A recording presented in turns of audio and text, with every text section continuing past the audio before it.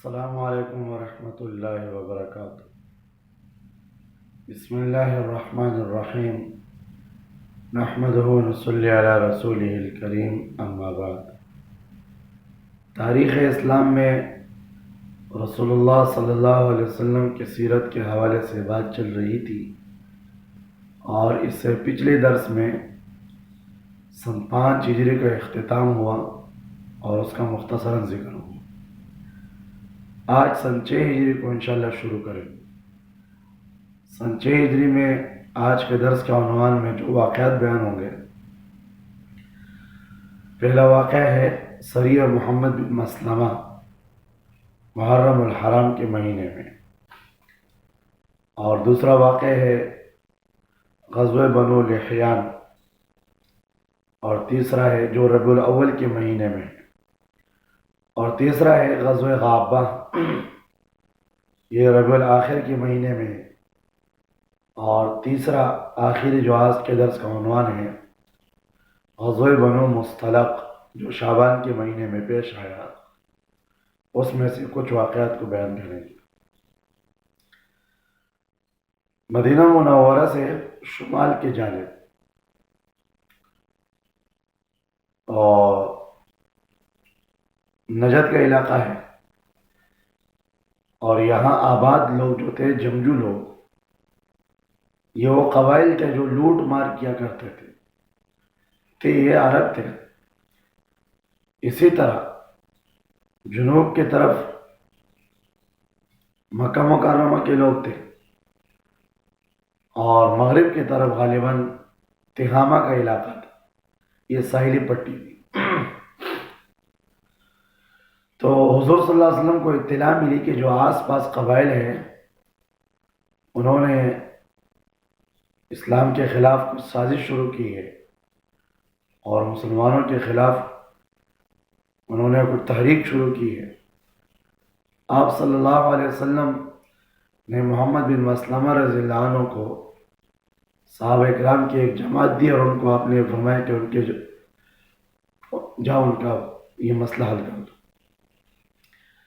محمد بن مسلمہ رضی اللہ عنہ جب نکلے صحابہ اکرام کو لے کر، تو وہاں جب آپ نے ان کو ہدایت کی کہ آپ رات کو سفر کیا کرو، دن کو آرام کیا کرو، اس طرح جب یہ قافلہ اور یہ سریہ، یہ جماعت یہ رات کو سفر کرتی، دن کو آرام کرتی، اور اس طرح چھپتے چھپاتے نجد کے علاقے پہنچ گئے۔ اچھا، جب وہاں پہنچے تو کسی طریقے سے ان کو اطلاع ہو گئی تھی، وہ لوگ بھاگ گئے تھے، منتشر ہو گئے تھے، تو کوئی جنگ نہیں ہوئی، کوئی واقعہ پیش نہیں آیا۔ یہ لوگ واپس مدینہ منورہ آ رہے تھے، راستے میں مسلمہ کذاب کا ایک شخص ہاتھ لگ گیا، ثمامہ بن عثال، جو مدینہ منورہ کی طرف آ رہا تھا، اور حضور صلی اللہ علیہ وسلم کو شہید کرنے کی غرض سے آ رہا تھا، آپ ہی کے قتل کے لیے آ رہا تھا۔ تو مسلمانوں نے ان کو قید کر کے حضور کے پاس لایا۔ جب ان کو بتایا گیا تو انہوں نے پوچھا کہ ہاں، میں آپ ہی کے قتل کے لیے نکلا تھا۔ آپ نے فرمایا کہ ان کو باندھ دو۔ مسجد نبی میں ایک ستون کے ساتھ اس کو باندھا گیا، اور آپ نے فرمایا ثمامہ، اگر ہم تمہیں کیا خیال ہے، تمہارا کیا رائے ہے؟ تو اس نے کہا کہ پہلی دفعہ اس نے کہا کہ اگر آپ مجھے قتل کر دے تو یہ بالکل عینی انصاف ہے، کیونکہ میں آپ کو قتل کے لیے نکلا تھا، تو وہی کام میرے ساتھ ہوا، اور اگر آپ مجھے معاف کر دے تو میں آپ کا شکر گزار ہوں گا۔ اگر آپ فدیے کے طور پہ مجھ سے مال لینا چاہیں، میں بہت سا مال دے سکتا ہوں۔ آپ نے کچھ جواب نہیں دیا۔ اگلے دن آپ نے پھر پوچھا، ہاں ثمامہ کیا حال ہے؟ تو اس نے پہلی والی بات نہیں کی کہ آپ مجھے قتل کر دے تو انصاف ہوگی۔ اس نے کہا اگر آپ مجھے رہا کر دے، چھوڑ دیں، تو میں آپ کا شکر گزار ہوں گا، اگر آپ فدیہ لینا چاہے تو میں آپ کو بہت سا مال دے سکتا ہوں۔ تیسرے دن پھر یہی بات اس نے کہی، حضور نے جب ان سے پوچھا، تو حضور صلی اللہ علیہ وسلم نے فرمایا صحابہ کرام کو کہ ثمامہ کو چھوڑ دو، اس کی رسیاں کھول دو، چھوڑ دو، اس کو جانے دو۔ ثمامہ بن اسال رضی اللہ عنہ کو جب کھولا تو باہر نکلے اور سامنے ایک باغ میں گئے اور وہاں سے غسل کر کے آئے اور حضور کے سامنے عرض کہ حضور مجھے کلمہ پڑھے، میں مسلمان ہونا چاہتا ہوں۔ 3 دن حضور نے ان کو مسجد نبیوں کا ماحول دکھایا، کس طرح اذان ہوتی ہے، لوگ کیسے مسجد میں دوڑ کے آتے ہیں، لوگ رات کو کس طرح نماز پڑھتے ہیں، مسجد نبی میں کس طرح تعلیم اور تربیت کا ایک ماحول ہے، اخلاقیات کا ماحول ہے، جان نثاری کا ماحول ہے، ایثار اور قربانی کا ماحول ہے۔ ہر صحابی کی کوشش ہے کہ دوسرے کو مجھ سے فائدہ ہو، کسی کو نقصان نہ ہو، ہر ایک کی خواہش ہے کہ دوسرا مجھ سے راضی ہو، کوئی مجھ سے ناراض نہ ہو۔ اپنے آپ پر تکلیف برداشت کی جا رہی ہے دوسرے کو راحت اور سکون پہنچانے کے لیے، اپنے آپ کو بھوکا رکھنے کو برداشت کیا جا رہا ہے، دوسرے کو پیٹ بھر کے کھلانے کی کوشش ہو رہی ہے۔ تو قربانی اور ایثار، جان نثاری، اخلاقیات، عبادات، آپس میں محبت، حضور کی تعلیمات پر عمل، تو اسلام کی ان خوبیوں کو 3 دن تک اس نے ماحول دیکھا۔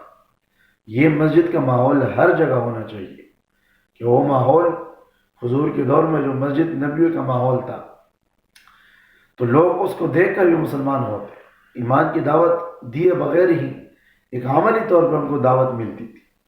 اصل میں اسلام کی دعوت یہی ہے، اسی سے اسلام جو سینے میں اترتا ہے پھر رگ رگ میں پھر اسلام پھیلتا ہے، پھر نکلتا نہیں ہے۔ تو ثمامہ بن اسال جب مسلمان ہوئے تو اس نے کہا کہ میں ان مکے والوں کا تہامہ سے رسد گاہ بند کر دوں گا، وہاں سے جو ان کا راشن آتا ہے، وہاں سے جو قافلے جاتے ہیں، چونکہ یہاں سے مدینہ منورہ سے شام جانے کے راستے تو مسلمانوں نے بند کیے، وہاں تہامہ والوں نے بند کیے، تو ثمامہ بن اسال نے وہ راستے بند کر دیے۔ تو اب مشرکین مکہ کو احساس ہوا کہ اب کیا کیا جائے، تو انہوں نے حضور کے سامنے رحم کی اپیل کی کہ آپ ہم پہ رحم کر لیں۔ انہوں نے اپیل درج کی کہ حضور کچھ رحم کرے خاندانی طور پہ۔ آپ نے فرمایا کہ ثمامہ بن اسال سے آپ نے فرمایا کہ ان کے وہاں سے راستہ کھول دو، اور وہاں سے راستہ کھولا گیا۔ اسی طرح ربیع الاول کے مہینے میں غزوہ بنو لحیان، غزوہ لحیان کا جو علاقہ ہے، یہ غزوہ بنو لحیان جو کہلاتا ہے یہ موریسی کا علاقہ ہے،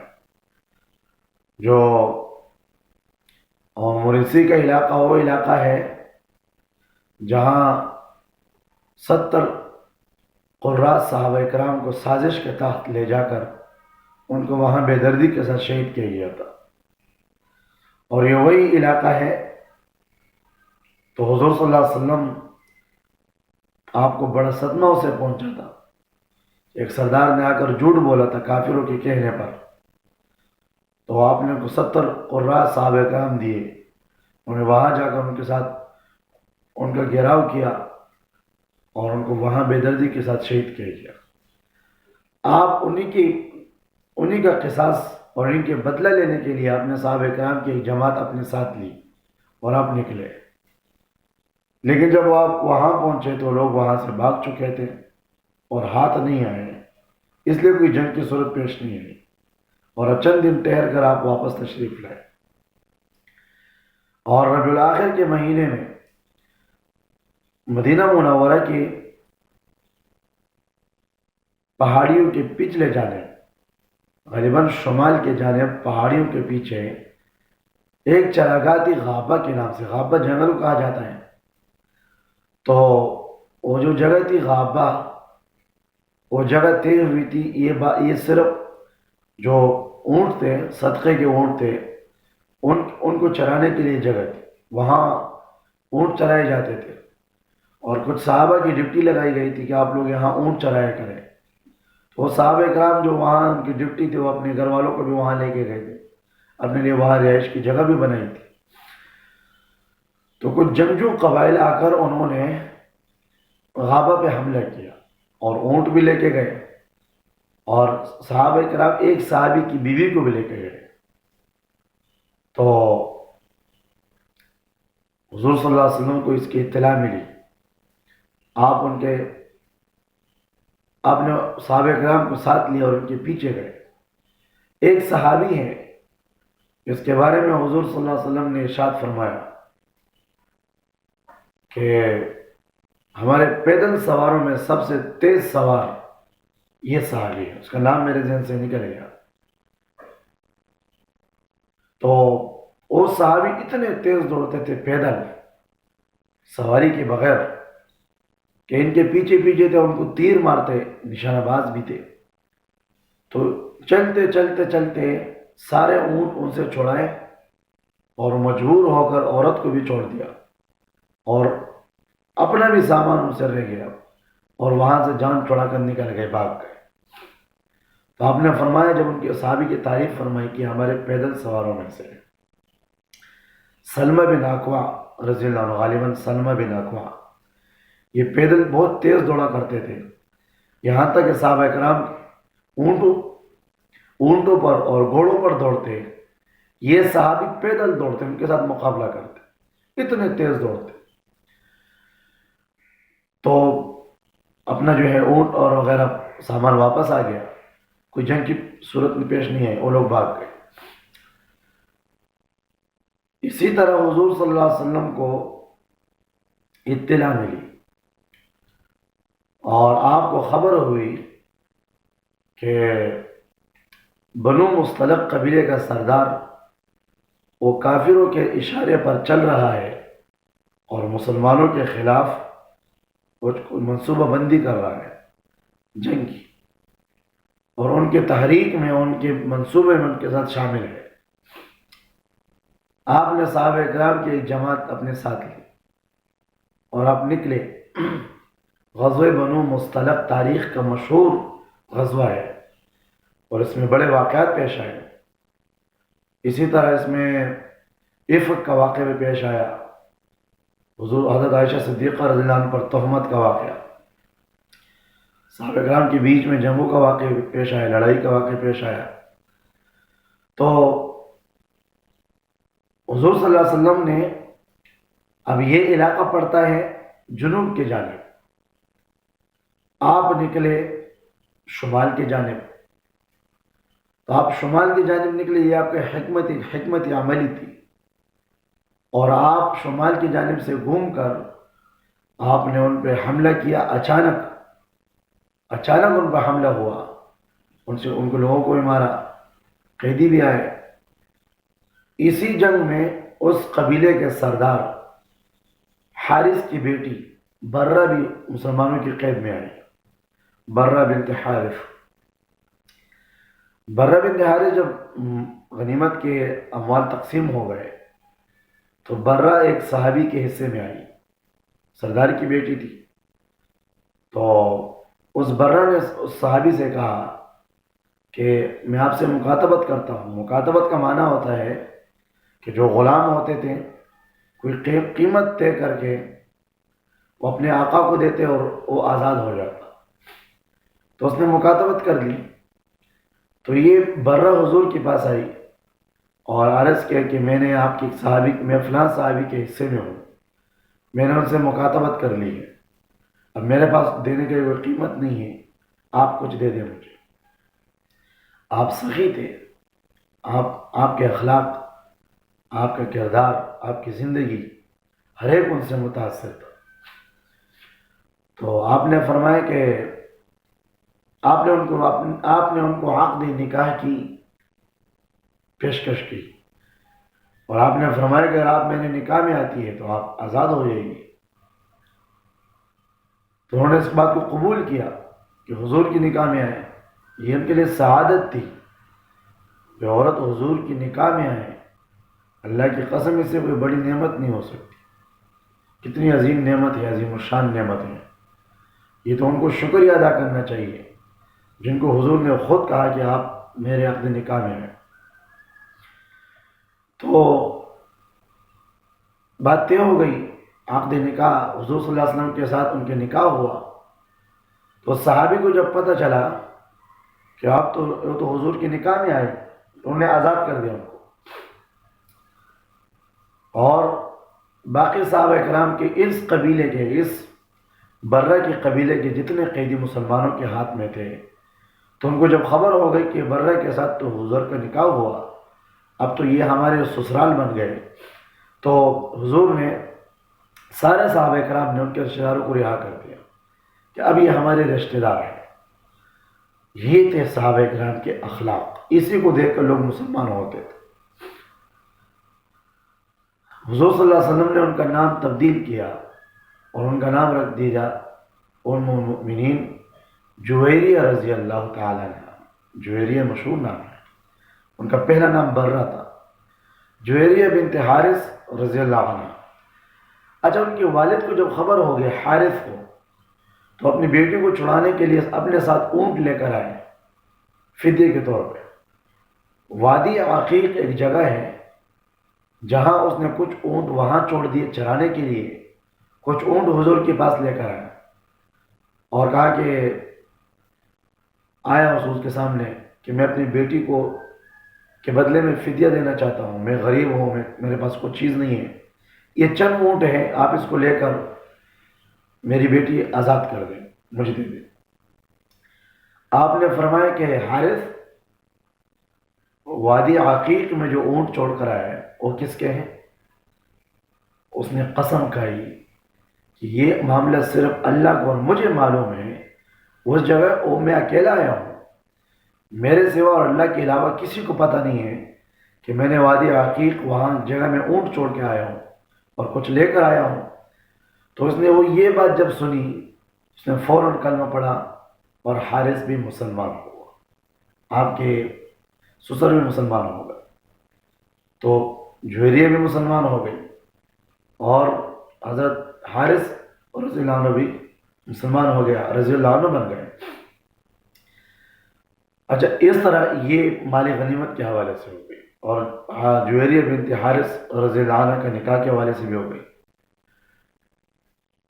راستے میں مسلمان جب واپسی بھی آ رہے تھے، کیونکہ یہ جو غزوہ بنو مستلق کا واقعہ ہے، اس میں بہت سے چھوٹے چھوٹے واقعات ہیں، بڑا واقعہ اس کا افق کا ہے اور یہ عف کا ہے۔ تو پانی پلاتے ہوئے ایک جگہ پر پانی پلاتے ہوئے ایک انصاری اور ایک مہاجر صحابی کے درمیان کچھ بات ہو گئی، سواریوں کو، اپنے جانوروں کو پانی پلانے کی جگہ پر، چشمے پر، تو ان کی بات بڑھ گئی، انسان ہے، ہو جاتا ہے، تو ان کی بات اس حد تک بڑھ گئی کہ مہاجر نے اپنے مہاجرین کو پکارا، یا للمہاجرین، انصاری نے انصار کو پکارا، یا للانصار، یعنی آ جاؤ، لڑائی کے لیے آ جاؤ۔ یہ ایک قومی نعرہ تھا۔ تو حضور صلی اللہ علیہ وسلم کو جب اس کی خبر ہو گئی، آپ اتنے غصہ ہوئے، آپ نے فرمایا کہ یہ جاہلیت کا نعرہ ہے، یہ بدبودار نعرہ ہے، یہ بہت گندا نعرہ ہے، یہ نعرے نہ لگاؤ، یہ خبیث نعرہ ہے۔ آپ بہت زیادہ غصہ ہوئے۔ اب ٹھہرنے کا وقت تھا، پڑاؤ ڈالنے کا وقت تھا، پورا دن سفر کر چکے تھے، تو آپ نے فرمایا ٹھہرنا نہیں ہے، اور آپ نے سفر شروع کیا غصے کی وجہ سے، اور آپ چلتے رہے دیر تک، رات کی دیر تک چلتے رہے۔ صحابہ کرام اتنے تک گئے، ایک جگہ پڑاؤ ڈالا تو سب سو گئے۔ آپ نے یہ عمل اس لیے فرمایا کہ کسی کو اس واقعے پر سوچنے کا موقع بھی نہ ملے۔ منافقین کے سردار عبداللہ بن ابی کو اطلاع ہو گئی، چونکہ یہ بھی تو انصاروں میں سے تھے، مدینہ والوں میں سے تھے، تو ان کو خبر ہو گئی کہ مہاجر نے ایک انصاری کے ساتھ اس طرح لڑائی کی ہے۔ تو اس نے کچھ بات کہی، اور یہاں ایک صحابی موجود تھے، زید ابن ارقم، جو کم عمر کے تھے۔ اس نے کہا کہ یہ جو مہاجرین ہیں، یہ آئے تھے، ان کے پاس کوئی ٹھکانہ نہیں تھا، ہم نے ان کو ٹھکانہ دیا، ان کو کھانے کی چیزیں دی، ان کو پہننے کے لیے لباس دیے، اور انہوں نے بہت خبیث الفاظ استعمال کیے، اس نے کہا کہ اس کا مثال تو ایسا ہوا کہ کوئی آدمی اب کتا پال لے اور وہی کتا اپنے مالک کو کاٹ دے۔ زید بن ارقم رضی اللہ عنہ حضور کے پاس گئے اور انہوں نے عرض کیا حضور عبداللہ بن ابی اس نے مہاجرین کے بارے میں یہ بات کی، آپ نے عبداللہ بن ابی کو بلایا، آپ نے فرمایا کہ تو نے اس طرح کی باتیں کی ہیں۔ انہوں نے قسمیں کہی کہ میں نے حضور اس طرح بات نہیں کی، وہ تو منافق تھا۔ منافق کی نشانیاں یہ ہے وہ زیادہ قسمیں کھاتے ہیں، جھوٹی قسمیں۔ قسم جائز بات پر بھی قسم کھانے کے علماء اجازت نہیں دیتے کہ حتی الامکان کوشش کرے کہ جائز چیز پر بھی قسم نہ کھائیں۔ قسم اللہ کی نام کی عظمت ہے، کوشش کریں اگر آپ کا معاملہ بغیر قسم کا حل ہوتا ہے، جھوٹی چیزوں پہ قسم کھانے یہ تو منافقین کی علامت ہے۔ سچ بات پر بھی قسم کھانے کی بہت مشکل سے اجازت ملتی ہے، تو ایک ایک بات پر چھوٹی چھوٹی بات پر قسمیں کھانا، تو اس نے بہت قسمیں کھائی، کہا کہ حضور یہ چھوٹا بچہ ہے، اس نے صحیح سنا نہیں ہے۔ زید بن ارقم رضی اللہ عنہ نے عرض کیا حضور میں نے سنا ہے، میں نے خود سنا ہے، اس نے یہ بات کہی۔ بہرحال وہ چھوٹا بچہ تھا، ان کی طرف ظاہری طور پہ جو اصول اور قوانین تھے، وہ چھوٹا بچہ ہے، بڑی کی سنی جاتی ہے، چھوٹے کی نہیں سنی جاتی، کوئی گواہ بھی نہیں ہے۔ انصار نے آ کر حضور سے عرض کی حضور ان کو چھوڑ دے، اس نے اگر اس طرح باتیں کی بھی ہے تو ان کے دل میں ایک بات ہے، وہ یہ ہے کہ آپ مدینہ منورہ میں آپ کے آنے سے پہلے انہی دنوں میں اس کی تاج پوشی کا انتظام ہو رہا تھا، اس کو مدینہ منورہ کا امیر اور بڑا بنایا جا رہا تھا، سارے لوگ اس کے ہاتھ پر بیعت کرنے والے تھے، یوں سمجھ لو کہ پورے مدینہ کا اس کو ایک رئیس اور ایک امیر اور ایک سردار بنایا جا رہا تھا۔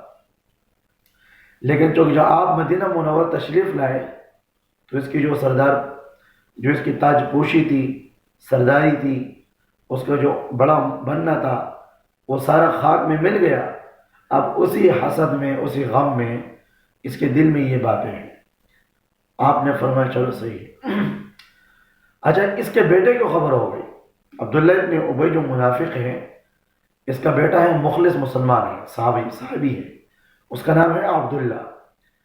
تو عبداللہ ابن ابی کو جب اطلاع ہو گئی کہ میرے باپ عبداللہ بن ابی نے، منافق نے یہ باتیں کی ہیں، اچھا انہوں نے یہ باتیں بھی کی تھی آگے، اور یہ انہوں نے الفاظ استعمال کیے، قرآن کریم نے بھی اس کا ذکر کیا، لا تنفقوا علی من عند رسول اللہ حتی ينفضوا، کہ جو حضور کے پاس آس پاس لوگ ہیں نا جو باہر سے آئے ہیں، ان پہ خرچ نہ کرو تاکہ یہ لوگ تقسیم ہو جائے، اور یہ ذلیل لوگ ہیں۔ تو بیٹے نے مدینہ منورہ کے داخلی راستے پہ کھڑے ہو کر عبداللہ ابن ابی کے سواری کے پاؤں کو باندھ دیا اور کہا کہ جب تک تو یہ نہ کہے کہ حضور عزت والے ہیں، میں ذلیل ہوں، اس وقت تک میں تمہیں چھوڑوں گا نہیں۔ اس نے کہا عبداللہ تو میرا کتنا فرما بردار بیٹا ہے، سارے بیٹوں میں تو میرا سب سے قریبی بیٹا ہے، میری بات کو مانتا ہے، آج میں تیرا باپ ہوں۔ تو انہوں نے جواب دیا کہ تمام رشتہ داریاں اپنی جگہ ہے، لیکن حضور کے معاملے میں کسی رشتے کے قدر نہیں ہے۔ جب حضور کا معاملہ آتا ہے تو سارے رشتے ٹوٹ جاتے ہیں، حضور کا رشتہ سارے رشتوں پہ قوی ہے، مضبوط ہے، ہم اس کو ترجیح دیتے ہیں۔ اس لیے تو حضور صلی اللہ علیہ وسلم نے فرمایا لا یؤمن احدکم حتی اکون احب الیہ من مالہ وولدہ والناس اجمعین، یا من والدہ وولدہ والناس اجمعین، او کما قال علیہ الصلاۃ والسلام۔ جب تک تمہارے دلوں میں حضور کی محبت، آپ نے فرمایا جب تک تمہارے دل میں میری محبت خلاصتاً دنیا کے تمام چیزوں سے زیادہ نہ ہو جائے، اس وقت تک تمہارا ایمان کامل نہیں ہو سکتا۔ تو بہرحال اس کو مجبور کیا، اس سے کہلوایا کہ میں ذلیل ہوں اور محمد صلی اللہ علیہ وسلم عزت والے ہیں، میں ذلیل ہوں، وہ عزت والے ہیں۔ پھر جا کر ان کو چھوڑ دیا۔ یہ تھی حضور کے ساتھ محبت اور عشق، اور محبت کے حضور کے ساتھ عقیدت، یہ ہر مسلمان کو ہونا چاہیے کہ حضور کے مقابلے میں کوئی رشتہ قابل قبول نہیں. کوئی رشتہ حضور کا خیال کرتا ہے ہمارے سروں کا تاج ہے.